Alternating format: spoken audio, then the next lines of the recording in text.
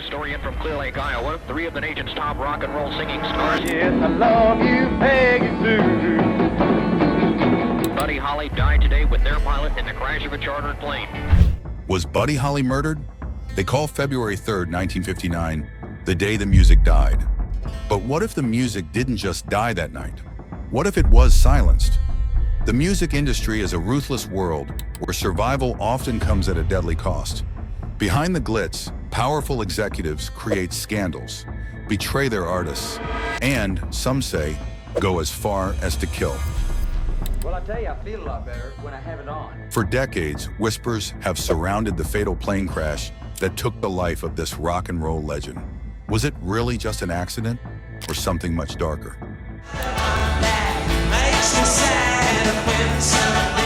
Stay with us, because by the end of this story, you may never listen to Buddy Holly songs the same way again.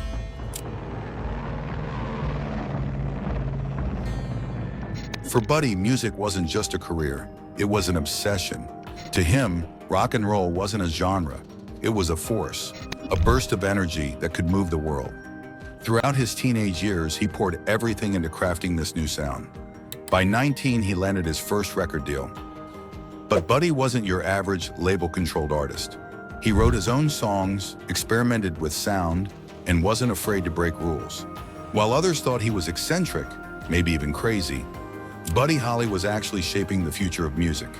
Without him, the Beatles as we know them might never have existed. Both John Lennon and Paul McCartney have credited Buddy as the reason they picked up guitars in the first place. Even Bob Dylan once said that seeing Buddy perform live changed his life forever. That's how deep Buddy's influence ran. But here's what most people don't know. Buddy almost gave up early on. After signing with Decca Records in 1956, his first single, Blue Days Black Nights, failed miserably. The label didn't see him as a rock star. They wanted him to stick to country music and follow their formula. But Buddy wasn't someone who could be told what to do. Bound by his contract, he was forced to wait it out until it expired. When that finally happened, he wasted no time. He grabbed his guitar, drove to Norman Petty's recording studio in Clovis, New Mexico, and took control of his destiny. That decision changed everything. At Petty's studio, Buddy and his band, the Crickets, recorded That'll Be the Day. It was unlike anything the world had heard before, fresh, electric, and groundbreaking. When the song hit the airwaves in 1957, it became an instant sensation, shooting straight to #1 on the Billboard charts. Overnight, Buddy Holly became a household name. Hits followed one after another. Peggy Sue, Oh Boy, Rave On, and Every Day. His performances were magnetic. He played The Ed Sullivan Show twice and even toured the UK, leaving a lasting impact on an entire generation of future rock icons. He wasn't just a star, he was a trailblazer. One of the first artists to perform for racially integrated audiences, Buddy helped break barriers in a divided era. But behind all the fame and applause, there was darkness. The industry that made him a star was also tearing him apart. His trusted manager, Norman Petty, the man who had helped him rise to fame, wasn't as loyal as Buddy thought. The money wasn't adding up. His records were selling, his concerts were packed, yet his pockets were nearly empty. When Buddy finally investigated, he learned the harsh truth. Petty had been siphoning off most of his earnings, leaving Buddy financially trapped despite his fame. Then came the creative control battles. The industry wanted Buddy to conform, to lose the glasses, change his image, and even reconsider his bandmates. But Buddy refused to be molded. He stood his ground. Still, the weight of success was crushing. The endless tours, sleepless nights, and constant pressure to deliver more left him drained. Every decision about his music, his finances, his friendships turned into a fight. And as history would show, that fight would soon take a tragic turn. By 1958, Buddy Holly was reaching his breaking point.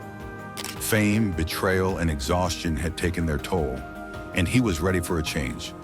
That year, everything came to a head. Buddy cut ties with his manager, Norman Petty, parted ways with the Crickets, and moved to New York City with his new wife, Maria Elena. It was supposed to be a fresh start, a clean slate, but freedom came with a heavy price. To stay afloat financially, Buddy signed up for the Winter Dance Party Tour, a grueling series of shows across the Midwest. The plan was simple: make some quick money to support his growing family, as Maria Elena was pregnant at the time. But from the very start, the tour was a disaster. The schedule was brutal, night after night of performances, endless travel, and freezing conditions. The band was crammed into an old, unreliable tour bus that barely made it through the icy backroads of the Midwest. Temperatures dropped so low that several musicians developed frostbite. The Big Bopper fell ill with the flu, yet the shows went on, one after another, with barely any rest in between. For Buddy, it was becoming unbearable. By February 2nd, 1959, when the tour reached Clear Lake, Iowa, he had had enough. That night, after playing a spirited set at the Surf Ballroom, Buddy decided he couldn't face another frozen bus ride.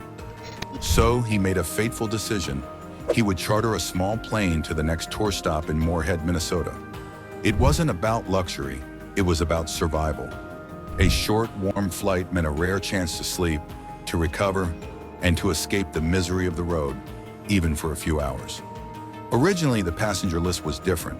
Waylon Jennings, who was playing bass for Buddy, had a seat reserved on the flight. But when the Big Bopper, sick and feverish, begged to switch, Jennings gave up his spot.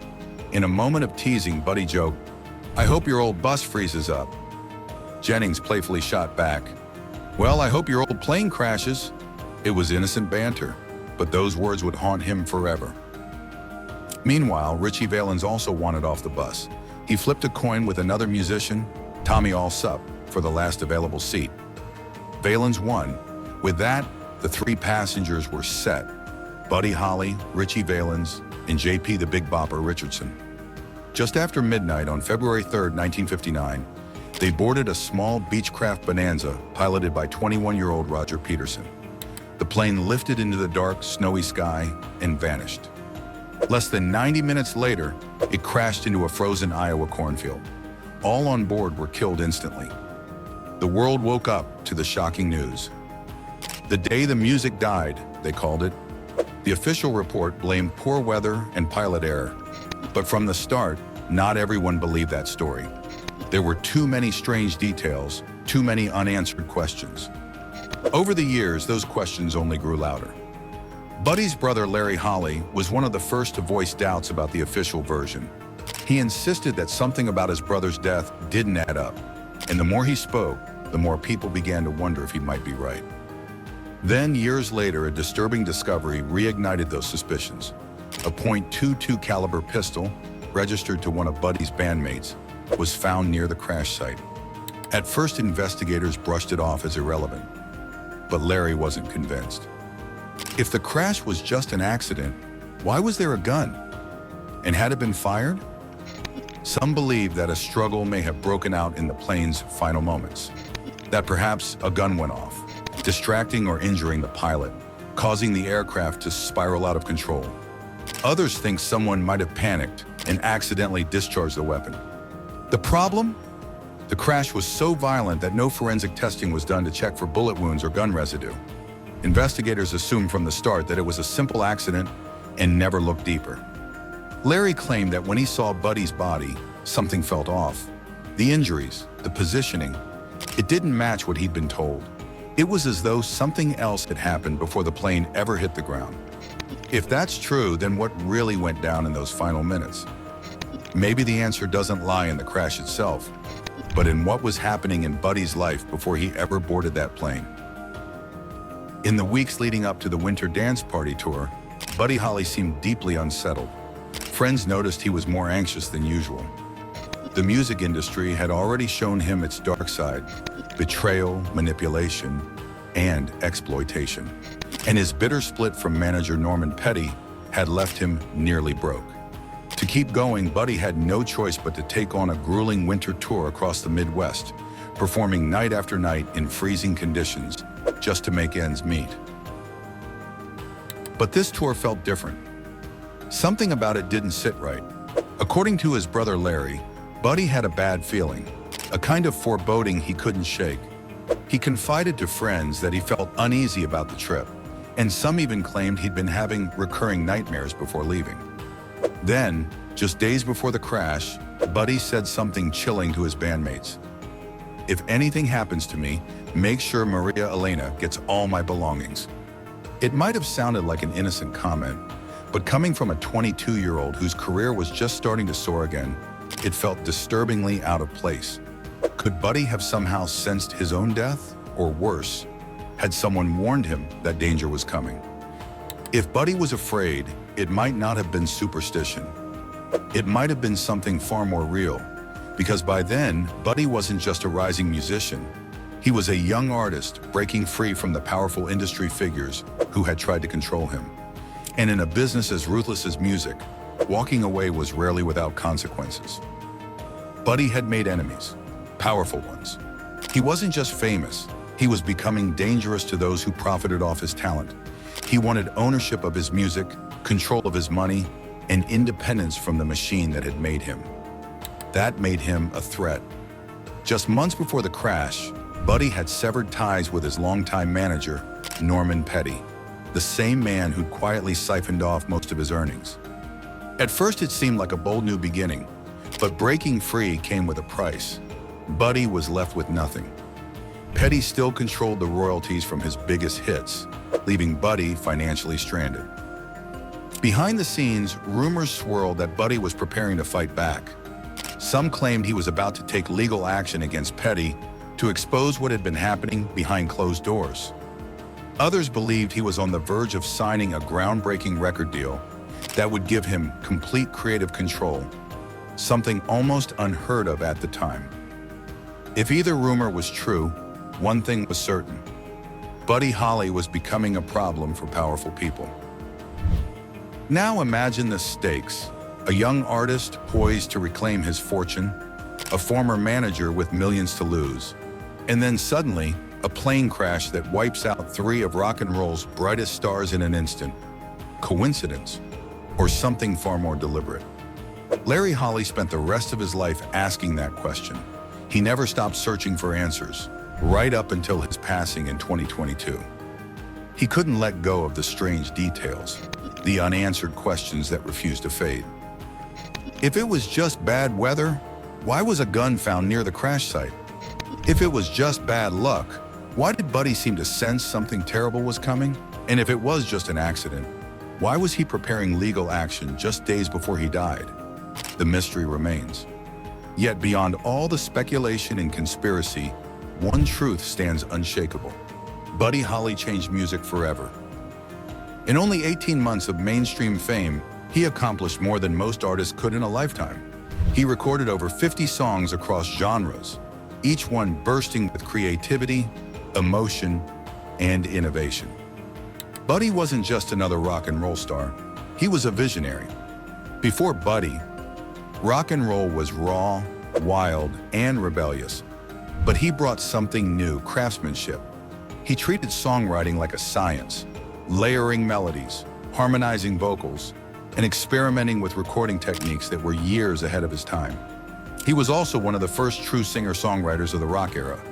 At a time when most artists simply sang what record labels handed them, Buddy wrote his own songs, shaped his own sound, and even produced his own tracks. That independence alone set him apart from everyone else. And his influence, it's impossible to overstate. The jangly guitars, steady rhythms, and clear vocals that defined his style became the blueprint for generations of musicians. The Beatles, the Rolling Stones, Bob Dylan, all of them were inspired by Buddy Holly. In fact, the Beatles named themselves in tribute to his band, the Crickets. Paul McCartney once said that without Buddy Holly, the Beatles might never have existed. Think about that. Just 22 years old, only beginning to realize the scope of his genius. How many more songs could he have written? How many more artists could he have mentored? Would rock and roll itself have evolved differently if he had lived? Buddy Holly wasn't just a musician. He was a force of nature. A kid from Texas with a guitar and a dream who reshaped the entire music world in less than 2 years. And that's what makes his story so haunting. Not just the eerie mystery surrounding his death, or the conspiracy theories that followed, but the fact that he wasn't supposed to be gone yet. Buddy Holly may have died in an instant, but his music and his spirit live on. More than 6 decades later, his influence still echoes through every chord, every lyric, every young artist who dares to dream.